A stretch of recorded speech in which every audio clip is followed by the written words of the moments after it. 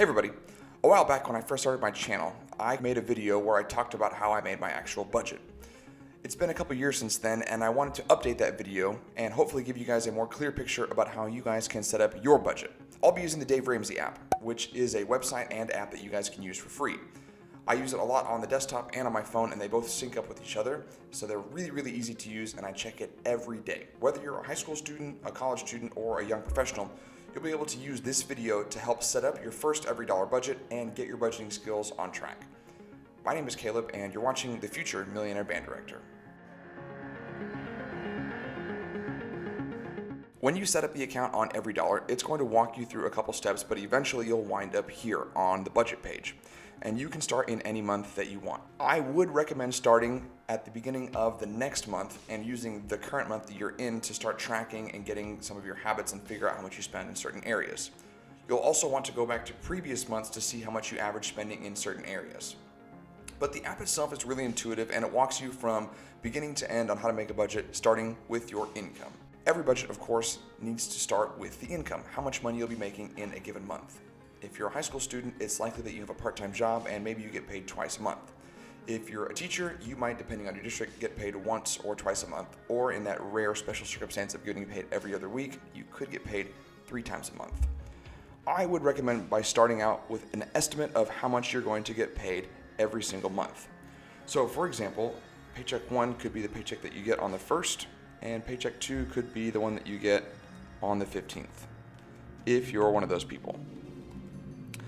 Now, if you have a roommate, let's say that you're in college and you're the one that pays the bills and your roommate pays you a rent check, you might get money from your roommate. I know that when I first started teaching, my very first paycheck was about $1,100 a week. I guess $1,100 every 2 weeks, and my roommate paid me $300. If you're a high school or a college student, be sure to tailor this to your own specific needs. You might be living at home and you might not have rent, or you might not have a car, or you might have different expenses. But this will give you an idea of the flexibility that EveryDollar has. Account for every single dollar that you plan on getting in a given month. There are also circumstances where the amount of your paycheck depends on the hours that you work, or maybe you're a waiter, or your income is incredibly variable. This is why it's important to go back to previous months and check what your average is, and then estimate a little bit on the low end. The very first thing that Dave has on the EveryDollar app is giving. Who are you going to be giving money to? So I know that when I was paying off my debt, I did have an amount that I gave every single month to a certain cause that I found important, and you will have to determine what the amount is that you'll be giving every month. Additionally, if you're familiar with the baby steps, you'll know that the first baby step is creating an emergency fund. If you're a student, it's $500. If you're paying off your debt, you need to make sure that it's $1,000. If you're a high school student, I think having a couple $100 set aside is an important first step in becoming financially responsible. But in the case of this example, we're going to say that we're going to start to build our emergency fund, $500. Now, the rent in my very first house, believe it or not, was only $600. And I'm going to start to fill in some of these bills. Now, some of these bills you might not have, and you might have a couple extra bills. So you'll want to tailor this to your specific ability or to your specific budget. So for example, in my first place, I didn't have a trash bill because it was included in the water bill. But you might have other monthly bills that you have, and you can rename this section too. You could call them monthly bills. There's a lot of flexibility that you have with the app itself. It's important that you understand the prioritization, and it's very deliberate on the app. After you account for every dollar that you have coming in, then you give some away, set some aside for emergencies, pay all the bills, then we get down to some of the actual monthly expenses. Under transportation, note that there's not a car payment here because that is a form of debt. I was super nerdy and figured out how many miles I drove to work, figured out the mileage of my car, and figured out how much it cost me in a given month to drive to work. So I could tell you that I spent around $35 driving to work, and I also gave myself a work gas budget and a regular gas budget for if I wanted to go somewhere on the weekends. And that was usually around $25. Now, the food budget is the most critical part of your budget. This is where most people falter. They lose track of their budget, or they just decide to let discipline go to the wayside, and they get out of control here really quick. I have found that over the past couple of years, I can spend around $200 and cook the majority of my meals. $200 in groceries for food. And while I was paying off debt, I was only allowing myself $100 a month in restaurants. This is the single greatest area where you will falter. You will be challenged by eating out at restaurants. Now we go down to personal. Now, if you'll notice here, you start with a personal and a lifestyle. For me, it was easier just to delete it and put all of my personal in here. I didn't give myself a clothing budget. I didn't need to buy clothes every month. My phone bill, I actually moved up into my monthly bills.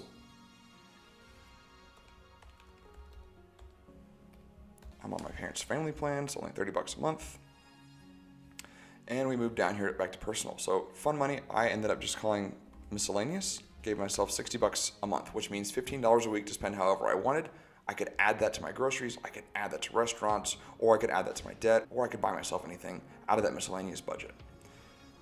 Haircut, $35 a month. Subscriptions, we're talking all of your subscriptions. So Netflix, Spotify, Apple, iCloud, if you're a person that does that, all of your monthly subscriptions that roll over from month to month. I, at the time, had around $40. I didn't have a gym membership, didn't have any recurring doctor visits or health expenses, and now we get down to insurance. My health insurance was automatically deducted, and you guys notice how incredibly easy this is to customize to your actual needs. Renter's insurance was $10 a month. No identity theft. Now, what we're left with after all of our monthly expenses goes to our debt. At the time, I didn't have a personal loan, but I did have a student loan. And so I'm going to start with my minimum monthly payment. The minimum monthly payment for my student loan, the minimum monthly payment for my car loan. And what we're left here is we're going to see that I am already over budget now. So I've got to find $135. Though this may seem daunting and overwhelming, the nice part is that I can move these numbers around as I see fit. So I would start at the top and figure out what numbers I can change. Can't change my income. I could change my giving if I wanted to.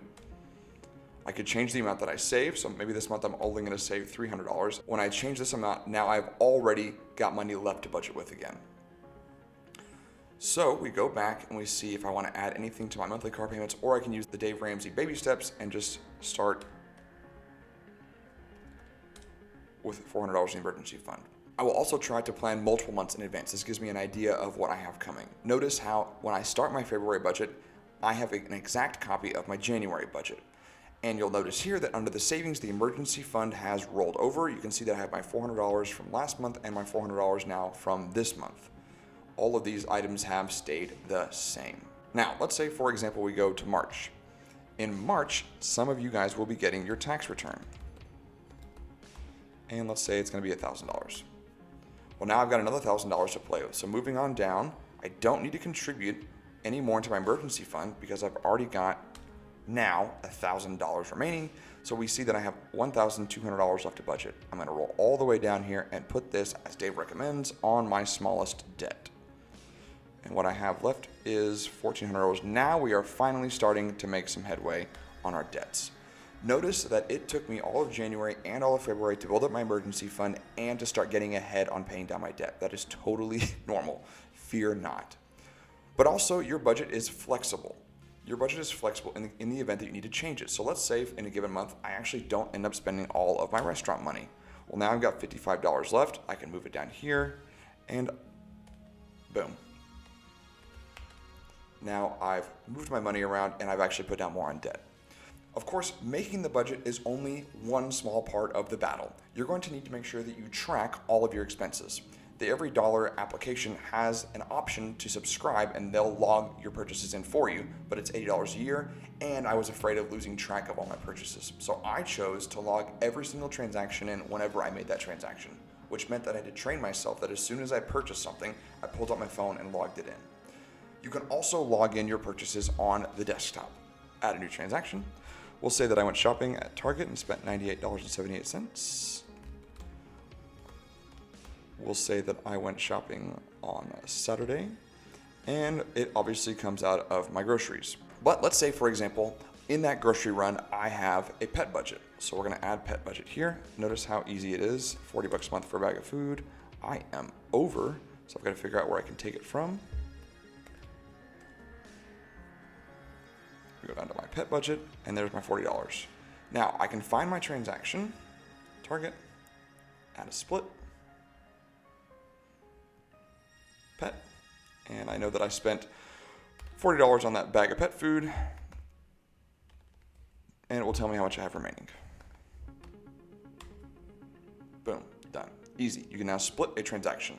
You can also track throughout the course of the month how much you have remaining, or you can toggle it and see how much you've spent. I prefer to see how much I have remaining, as I like to watch the balance descend throughout the course of the month. And of course, if you get to the end of the month and you have money left over, you can roll some of that. So let's say I didn't need to go grocery shopping at all for the rest of the month. I can see that I spent only $58.78, so I can change that. That's all I needed for the whole month. And now I've got a new amount of money that I can move down over here to put on my debt. Or I can move it back up to my emergency fund. The choice is really mine. As you can see, the EveryDollar budget gives you the option to be as creative and flexible as you need to be. You can move money from place to place depending on what happens during the month. As long as you're tracking all of your money that comes in, assign it a specific place, track your purchases, and remain flexible throughout the course of the month, you will be successful. Note that it will take you a couple months to get the swing of things and to streamline your budget. It might also take a couple months for you to get your head above water, to get a minimum emergency fund, and to start making larger than the minimum payment on any of your debts. If this video was helpful to you, please like and subscribe. If you have any questions, let me know in the comments below. And as always, thanks for watching.